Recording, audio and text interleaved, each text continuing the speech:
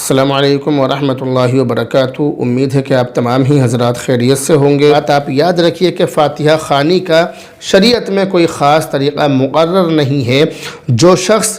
جس وقت جس دن کوئی بھی نفلی عبادت کر کے اس کا ثواب میت کو مردے کو پہنچانا چاہے پہنچا سکتا ہے۔ کسی دن کی کوئی قید نہیں ہے، کسی وقت کی کوئی قید نہیں ہے، کسی عمل کی کوئی قید نہیں ہے۔ یعنی آپ کچھ بھی نیک کام کبھی بھی کسی بھی وقت کسی بھی دن میں کر کے مردے کو ثواب پہنچا دیں تو یہ چیز جائز ہے، اس میں کوئی حرج نہیں ہے۔ مردے کے ایصال ثواب کے لیے رشتہ داروں کا، یار دوستوں کا، دوست و احباب کا قرآن کریم پڑھنا، جمع ہونا، قرآن کریم پڑھنا اور میت کے لیے دعا کرنا یہ جائز ہے۔ لیکن جو طریقہ آج کل چل رہا ہے کہ باقاعدہ دن متعین کر کے، باقاعدہ وقت متعین کر کے، دن اور ٹائم فکس کر کے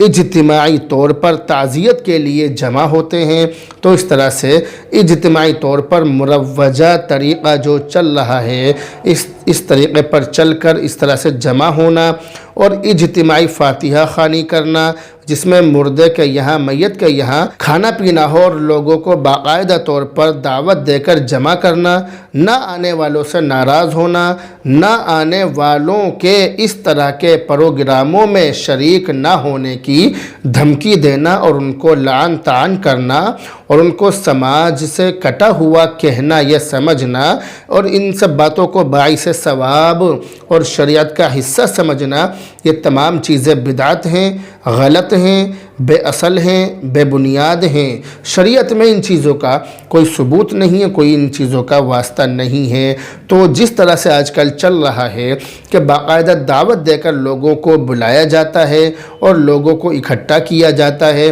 ان کے لیے کھانے پینے کا انتظام ہوتا ہے، اس میں دن فکس ہوتا ہے، وقت فکس اور متعین ہوتا ہے، ان کے لیے کھانا بنتا ہے، جو لوگ اس میں شریک نہ ہوں ان کو لعن طعن کیا جاتا ہے، ان کے اوپر الزام لگائے جاتے ہیں، ان سے ناراضگی کا اظہار کیا جاتا ہے اور ان سے رشتے ناطے ختم کر لیے جاتے ہیں، تو اس طرح کی چیزیں بالکل غلط، بے اصل اور بے بنیاد ہیں۔ شریعت میں ان چیزوں کا کوئی ثبوت نہیں ہے، اس لیے فاتحہ خوانی کے لیے طے شدہ دن شریعت میں ثابت نہیں ہے، اس لیے ایسا کھانا درست نہیں ہے، صحیح نہیں ہے۔ اور کھانا سامنے رکھ کر فاتحہ خوانی کرنا، اس پر کچھ پڑھنا، یہ ہندوانہ رسم ہے، اس وجہ سے بھی اس سے اجتناب کرنا چاہیے، بچنا چاہیے۔ جبکہ امداد الفتاویٰ کے اندر صاف طور سے یہ لکھا ہے کہ تیجا، دسواں، چالیسواں وغیرہ سب چیزیں، یہ جتنی بھی چیزیں ہیں یہ سب بدعت کی قبیل سے ہیں اور یہ ہمارے اندر غیروں سے آئی ہیں،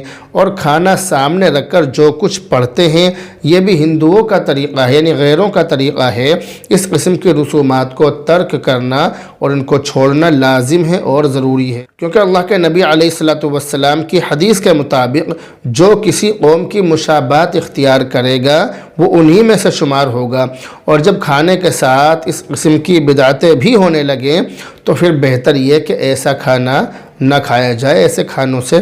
بچا جائے، پرہیز کیا جائے، کیونکہ حدیث میں ہے کہ مشکوک اور مشتبہ چیزوں کو چھوڑ کر غیر مشتبہ چیزوں کو اختیار کرو۔ تو خلاصہ یہ نکلا کہ یہ جو فاتحہ خوانی ہے، نیاز خوانی ہے، ان تمام چیزوں کا اس شریعت میں کیا حکم ہے، اللہ کے نبی کے اس کے بارے میں کیا فرامین ہیں اور بزرگان دین کے اس کے بارے میں کیا اقوال ہیں اور شریعت اور مذہب اسلام اس بارے میں کیا کہتا ہے، وہ تمام چیزیں آپ کو بتلا دی گئی ہیں۔ امید ہے کہ آپ ان باتوں پر عمل کریں گے۔ ان باتوں سے بہت سے لوگ اختلاف کریں گے، مگر ان کے اختلاف سے ہم پر کوئی فرق نہیں پڑتا ہے۔ لا یخافون لومۃ لائم، ملامت کرنے والوں کی ملامت سے ہماری صحت پر اور ہماری ذات پر کوئی فرق نہیں پڑتا۔ یہ تو اسلام کا پیغام تھا جو ہم نے آپ کے سامنے رکھ دیا، مانو یا نہ مانو یہ آپ کی مرضی ہے، عمل کرنا یا نہ کرنا یہ آپ کی ذمہ داری ہے،